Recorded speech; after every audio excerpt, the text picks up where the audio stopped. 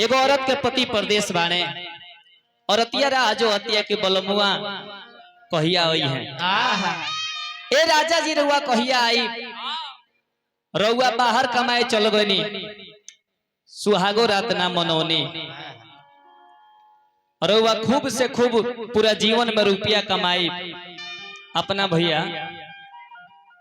रउआ ज्यादा से ज्यादा पैसा कमाई तो 10 लाख चाहे 20 लाख चाहे 50 लाख सरपंच साहब चाहे 1 करोड़ रुपया रुआ कमाई पूरा जवानी भर में आ कोई अरब के जवानी घर ही में जियान होती है इके आके सधाई औरतिया कहती है कौना भाव में।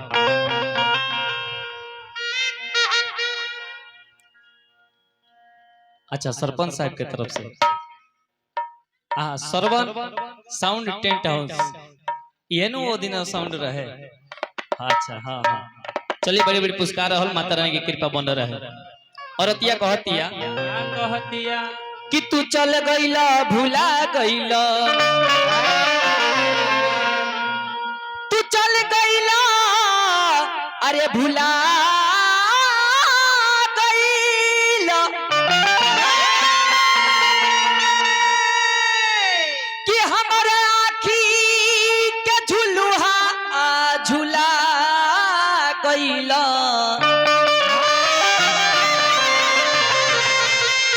कि तोहरा याद में सुख के अरे कठी होई गईनी कि कवना सब दिन के बगिया में अरे फूला गईला।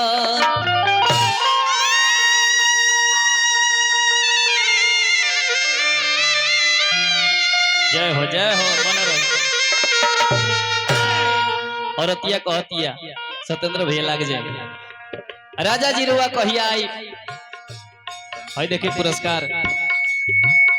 अच्छा साउंड के सरवन साउंड के छोटा मालिक बड़ी बड़ी धनासी देनी ये साउंड खूब चले यानी कि तो नाम छोले व पूरा उन्हें भगवानों पूरे एक दिन गौरव नहीं गावे होने की वो तो ये साउंड रहे। औरतिया कहतिया कि राजा जी रुआ बिना कंगना खन खन करता रुआ गन गन करता रुआ कहिया आई कि खन करता कानना लगत सुनया नाना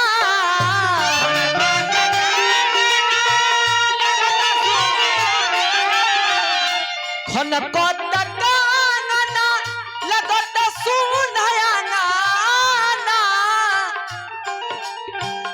होता बा जवानिया जिया परदेसी पिया ए राजा जी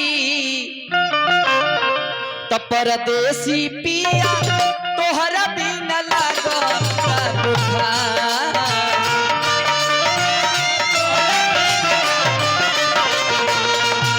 परदेसी पिया तोहरा बिना लागो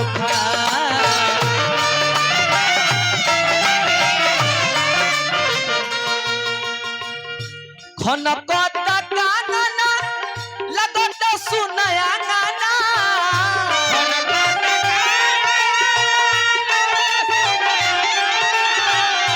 खन कता कानना लगत सुनया गाना होत बा जवानिया जिया परदेसी पिया अरे परदेसी पिया तोहरा बिना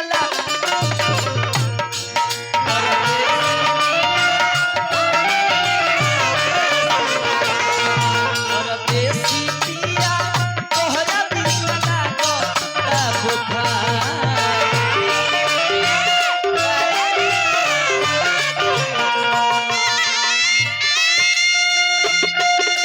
ये राजा जी जल्दी आई रुआ जय हो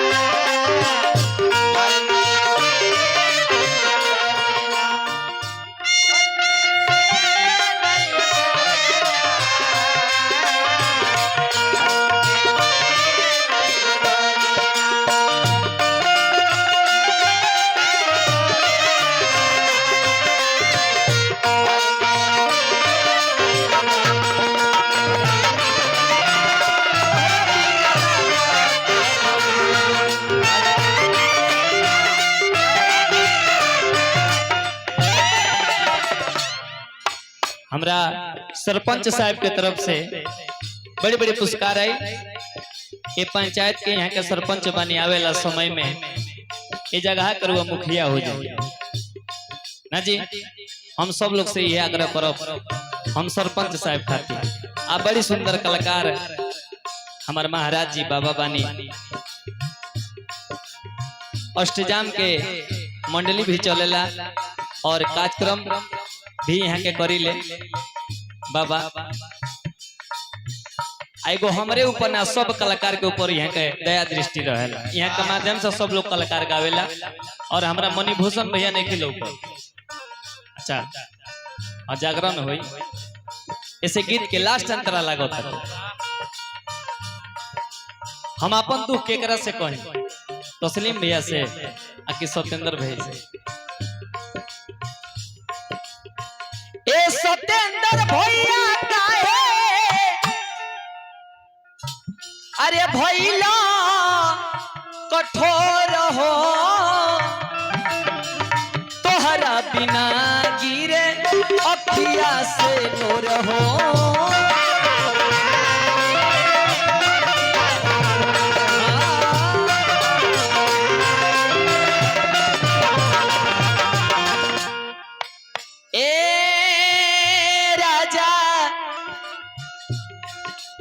राजा जी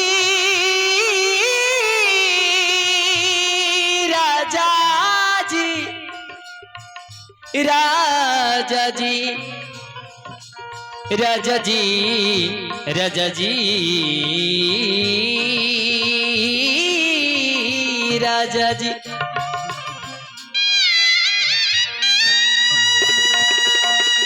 हेने आ जाए हेने आ जाए उड़ जाए ई कलाकारी हो।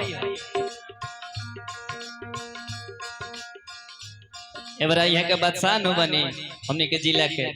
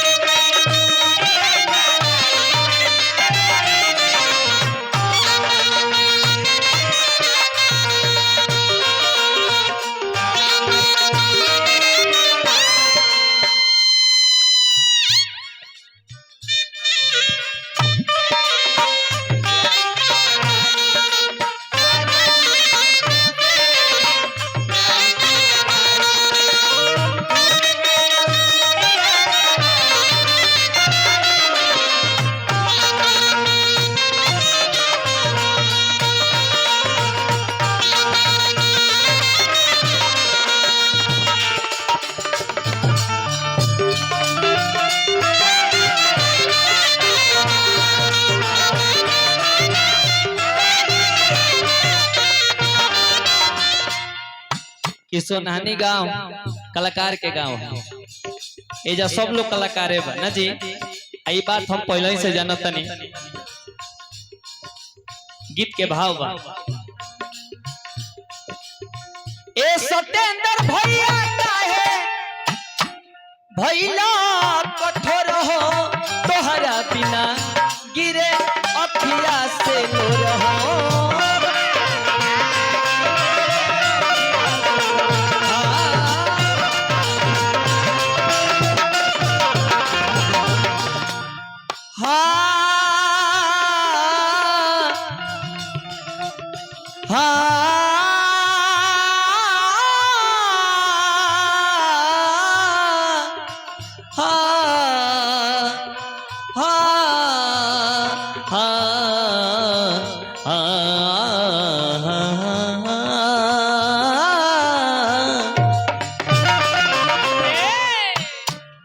अब जे नाइबा बड़ा पछतईबा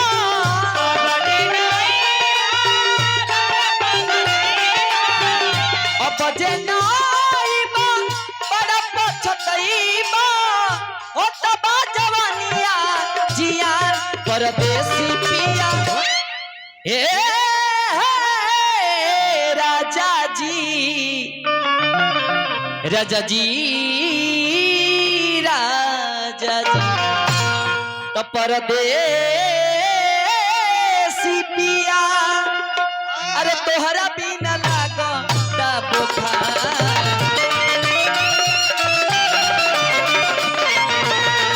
परदेसी पिया तोहरा बिना लागो बुखार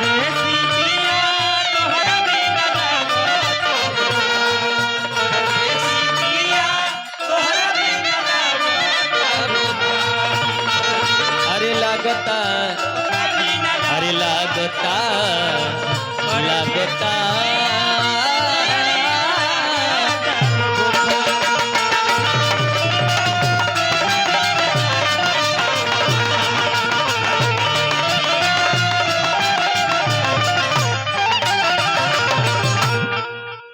चलिए एगो गीत